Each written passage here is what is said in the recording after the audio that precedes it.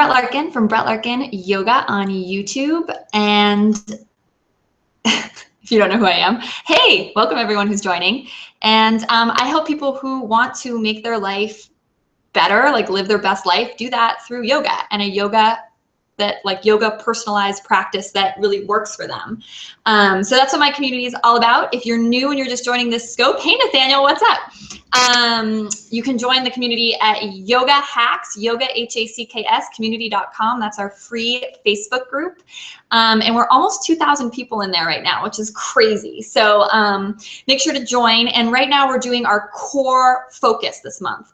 So our focus this month is on our abdominals, the core, but of course, because I'm about improving your whole life, it's not just yoga, right? We do yoga to have a better life. That's what the Yoga Hacks community is all about. You know, I'm looking at this through the lens of also doing core work as a way to step into your authority and live your best life. So that's what we're going to talk about. I'm going to give practical tips on this scope. Hey, everyone. I'm going to give practical tips on this live stream scope too. Oh, you kicked in. Yeah. So we're doing the core challenge right now, you guys. So if you want to join, because I see people talking about the classes in here, it's BrettLarkin.com/core if you want to get my ebook and all the downloadable classes. If you're a member of my membership community, Uplifted, it's all free. So if you want to check that out, BrettLarkin.com/uplifted. In that community, you also get personalized feedback from me on your yoga poses, which is pretty rad. We have a book club. We have a really incredible community. So make sure to check those things out if you're interested. Hey, welcome from France. So I want to keep this really action-packed with a lot of valuable info for you. So the first things we're going to do, I'm going to give you my 4 tips for how to just sort of work your core better, focusing on the physical. And then we're going to talk about the third chakra. Hey hippie, what's up? Yeah, you can always catch the replay. And if you're in my membership community, all the Periscope replays are also going to go in our Facebook group for you. So I'm going to give 4 actionable tips about working your core physically. And then we're going to talk about the third chakra, which is the area we're really working when we do core work. And again, I see a lot of new people on this scope. So I'm Brett Larkin from BrettLarkinYoga on YouTube. And we are focusing on core work this month in my community. Yoga HACKS community.com is our Facebook group, which is full of rock stars. Like, that group literally is amazing. Okay, so you can always ask yoga related questions in my scopes. Hey, from Istanbul. So if you have any yoga related questions, whether you're on Facebook watching or Periscope or oh, I thought it would be too late for some of the Europe people, so I'm really glad to see them on here. If you have any yoga related questions, you can always ask them. So number 1 tip, I have my notes here. Is the legs over the head position bad for the back? You're talking about shoulder stand. It's good for your back, but it can be dangerous if you have a sensitive neck. Definitely not something you want to do if you have a herniated disc. And again, follow me on YouTube for all my different videos. I have a video just about shoulder stand and how to do it correctly. And guys, if you're not following me on Periscope, make sure to do that. Make sure notifications are on. Hit the little Perry dude in my bio. And there's links to my beginner yoga training guide if you're new to yoga. There's links to the membership community I mentioned where you get personalized feedback from me on your yoga poses in there. BrettLarkin.com/uplifted is my incredible group where we all uplift one another. Okay, so sorry, staying focused. Tip number 1 to work your core more is that the big tip I want to give you, and if you're in the membership community, you probably already know this, but it's that moving more does not mean you're working your core harder. So do you ever see people doing like crazy sit-ups or like crazy bicycles and they're just moving all over the place like a madman? That's not actually working your core more than doing like very focused Pilates-esque movements where you're barely moving at all. So it's not like moving more, like big movements is better. It's actually micromanaged, micro movements, not micromanaged, micro movements are better. Awesome, Brenda, that's great. So that's one big tip. And the other reason is like you can hurt something else in your body if you're doing like really big motions when you do your core work. Oh, you're new to Uplifted. Lorena, hey, what's up, girl? I'm so glad to see you in there. Make sure to look for all the emails that are going to onboard you into the whole membership community, because there's so much cool stuff. You also get to see all my videos before they go public on YouTube, which is pretty cool. So look for the emails. Okay, tip number 2 is that when you're doing core work, your hips and your inner thighs and your seat, like your butt, are all involved in your core work. So I think a lot of times we just do core work and we're just like, oh, I'm just moving my body around and thinking I should feel a burn in my abs eventually. What I want to share with you is that in order to really feel the burn in your abs, you're going to make smaller movements, right? That was tip 1. But tip 2 is I want you to actually squeeze your seat together. So squeeze the cheeks of your seat together. It seems a little silly, but I want you to do that. And think of your hips magnetizing towards one another. And that's really going to get your core activated. So even though it's core work, we're actually working other parts of the body as well. And that's why in my sequencing, when I teach these core, when I teach core work my way, right, like without moving your neck, without hurting your neck, and without, and I also and without just focusing on the core, I cue like working on the hips and squeezing the seat and all those things as well, and then stretch those things out after we do the core work. Because it's like the body, things aren't so isolated. Everything works in unison in the body. Tap the screen for hearts if you feel me on this, but it's like we can't just isolate one thing at a time. Like really in order to best work the abs, we need to get all the component parts of the body involved as well, which for me, in my experience, is really found is the hips and the seat. Okay, and guys, throw questions in the chat. People are super quiet today if you have questions. Okay, tip number 3 is to relax your neck, because a lot of times people are doing core work and I can just see that they're straining in the neck. And that's why it's like back to tip number 1, smaller movements are better. And you can get a great core workout without ever doing a single crunch, like without ever having your head actually leave the ground, if you can believe it. And that's actually the first class we do in my core training week that's happening right now, BrettLarkin.com/core. Or again, you already have it if you're a member of Uplifted, BrettLarkin.com/uplifted. Okay, and then tip number 4, which is leading into us talking about the chakras and everything, is to really think of, keeping your, Jennifer, I feel you. Relaxing the neck and shoulders is really hard. And when I do core work, I even move my jaw around and my neck around and my shoulders around to make sure that those aren't tensing. Oh, good. I'm glad you like that analogy in the video. Awesome. She's talking about the first day of the core training plan. So the next tip, number 4, which leads into sort of our chakra discussion, is that when you do your core work, I want you to think about your core work as really fueling you towards your goal. So the element of the 3rd chakra is fire. So you can visualize this, it's like a little, like when flames come out of cartoons, like things that blast them forward like a rocket, that's what I'm looking for. By doing your core work, it's like you're fueling a rocket that's taking you in the direction you want to go. So when you think about it that way, for me, it's much more motivating than just like, I just want to work my abs. It becomes a lot more powerful. It becomes like the core work becomes about me really reaching my goals, standing up for myself, having a backbone. Yeah, I love the rocket emoji. Being authoritative in my life. And when you think of it that way, I think it's really helpful. Oh, great comment from George here on YouTube. He says holding a block between his knees really helps him activate all the different component parts we were talking about. And we actually do a block between the legs. And I don't know, I think it's tomorrow or maybe next week, but that's in the core training plan. So get excited. Okay, so I wanted to talk a little bit more about the 3rd chakra, because especially if you are in my membership community, Uplifted, you might have already known most of those tips because we've been talking about it for a couple of weeks now, like getting ready to do this core challenge. And again, guys, it's not too late to join.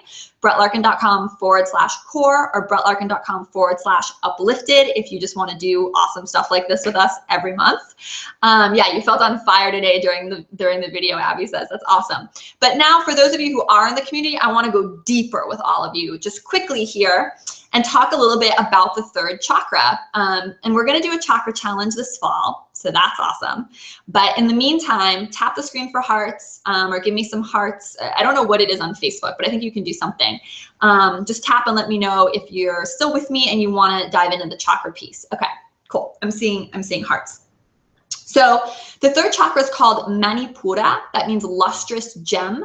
And the color is yellow, if you want to visualize it. And it resides, the third chakra resides at your solar plexus. So literally your abs, like right here. One thing that's really cool about the third chakra is that it's sort of the fusion point between the upper chakras and the lower chakras. So, and that's why it's like fire, heat, transformation. And there's a cool diagram in a book that I'm going to show you in a minute that really helps with that.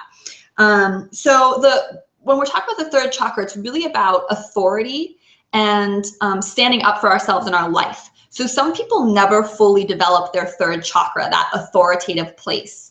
And the developmental stage that the third chakra arrives at is when like around the age of a toddler. So if any of you have kids, you know, or you've just seen kids, there's what's called the terrible twos. The terrible twos is actually the third chakra developing in, that's when the third chakra develops when you grow up, is in the terrible twos, because all of a sudden as a 2-year-old, you now want to, you like have your willpower, right? Like you're throwing tantrums, like your mom might try to dress you in a certain outfit and the little toddler is like, no, I don't want to wear that, right? They like rebel.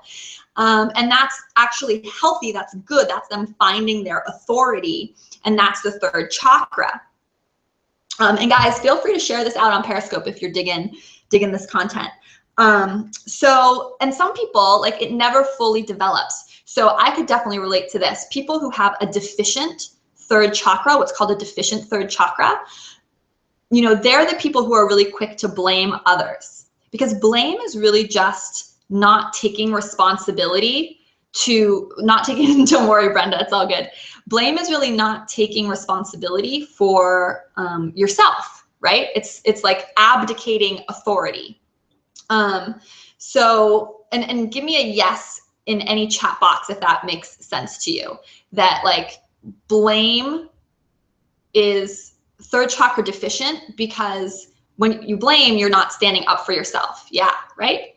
You're just like blaming someone else. And another interesting thing about the third chakra is that sometimes the most successful people actually have deficient third chakras, because sometimes people who are really successful exteriorly, meaning like they make a lot of money, or they have great jobs, or they're just really, really successful, they've been driven to do all of that because they're just doing sort of like what society expects of them, and they're trying to fulfill the goals and needs of others so much. That's why they're driven so hard, for want of approval. And people who have really strong third chakras, like maybe they're super successful exteriorly, like too, but they're more like self-reliant. They're not relying on someone else's definition of success to drive them. Does that make sense? Give me a yes, because this is like really deep and crazy. So think about how strong your authoritative voice is, right? Like, are you someone who, when you were growing up, you always felt like you just had to do what your parents said you should do? I mean, we all feel like that to a certain extent, of course, right? But as you grow up, if you have a strong third chakra, you know to really listen to your own voice and tap into your own power, and not do what, maybe society or your parents or other people expect of you. People with a deficient third chakra, they abdicate that responsibility. So they end up being quick to blame. They end up just like going after what other people tell them they should want. And yeah, so it's amazing. Like, it ties into psychology, it ties into life. This is why yoga and life is amazing. So this is the chart I wanted to show you guys from the book, which is, hopefully you're gonna see it. Yep, you guys can see it pretty well. This is good. So do you see how the top chakras, where it has the down arrow, it's like manifestation coming from sort of above, and the up from the bottom is like all your grounding energy, and then it all lights up in a big fire pit in your third chakra, and like a rocket analogy, that's where that combo shoots forth power, right? And that's where your power comes from. So there are some quotes I wanted to share with you in here. Yeah, lack of autonomy is often characterized by blaming. If we still blame others for our problems, we have not yet individuated, right? So coming back to the little kid analogy who's going the terrible twos, who's having his third chakra develop, it's actually good that he's saying like, hey mom, no, I want to wear this instead of this, or he's throwing tantrums and saying, I want to do this instead of that, because he's creating his autonomy. That's better than him like doing whatever the mother says he should do, and then he feels sad and he's like secretly blaming her, right? So it's interesting to look at your own life and see, even as an adult, how are you doing with the third chakra, right? Are you still kind of fulfilling what other people have said of you? Are you quick to blame others, right? Do you think that, or do you have a really strong sense of like autonomy, right? And that's what I want you guys to think about. Yeah, so many people do not awaken this third chakra at all and spend their whole lives following the path of least resistance, it says, giving their power to others and defining themselves in terms of what's expected. So think about it. Do you define yourself in terms of what's expected of you, or you define yourself by your own credentials from your own authority? Guys, this is all third chakra stuff. It's really deep. So we could go on about this literally forever because again, it's so deep, but I did just want to tie it back that as we do our core challenge this month, we're doing our core training plan. And again, you can get that at BrettLarkin.com/core, or just join my membership community because it is so rad and you get it for free. BrettLarkin.com/uplifted is my group, Uplifted. And the book I'm quoting from, someone just asked on YouTube, it's called Eastern Body, Western Mind. It's about psychology and the chakra system. And Molly, yeah, I'm thinking of doing a meditation challenge probably in the fall. And we're doing a chakra challenge in the fall as well, where we'll go a lot deeper on all this stuff, and it'll combine yoga and meditation. If you guys want to practice yoga with me, if you're new on any, on the scope or whatever, just go to my YouTube channel, Brett Larkin on YouTube. There's tons of videos. You can also get my beginner yoga guide. All the links to everything about how to connect with me more are in my Periscope bio. So definitely click and check those out.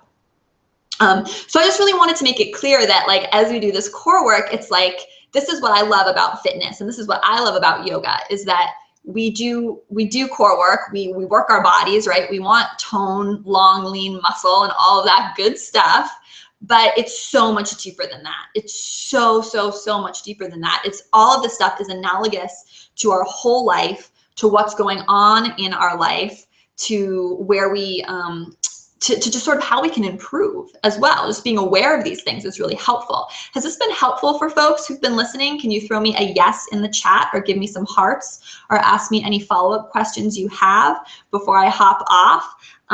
Because I wanted to make this little live stream like jam-packed with value for you guys. Awesome. I'm seeing a bunch of yeses. That's good.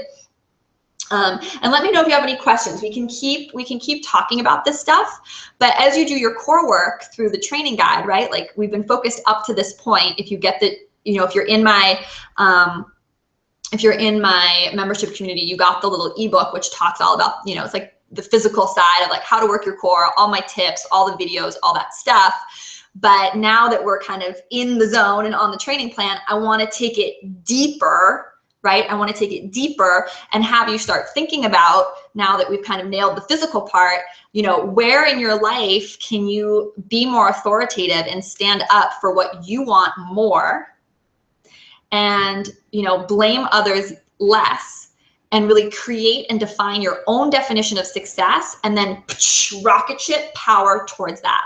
And Abby on Facebook just asked a great question, which is said, will developing your core help develop the third chakra? It is deficient. Yes, that's exactly the idea, is that all these things are connected. So if we want to have, and again, it's like from the outside in and the inside out, it's like both, right? So you need to think the thoughts that are going to help you develop a stronger third chakra. But like, this is what's incredible about yoga. This is, again, I feel like on every Periscope, I have this moment where I'm just like, wow, amazing moment. And this is that moment. And hopefully I don't lose the train of thought. It's all like, sorry, I'm reading comments. It's so hard. It's all connected. Like, as you strengthen as you improve your body, your thoughts and everything you're going after improves. And as you improve your thoughts, yes, thank you, Jennifer McGrath. Thank you. Body, mind, spirit, it's all connected, right? So that's what we're going after here with these challenges and everything we're doing in our community, right? That's why you want to hang out. And if you're resonating with this, and I think that's what makes our group really special, is we're all so similar in this way, that this is really how we view things. And tap the screen for hearts, give me some love on whatever, yes.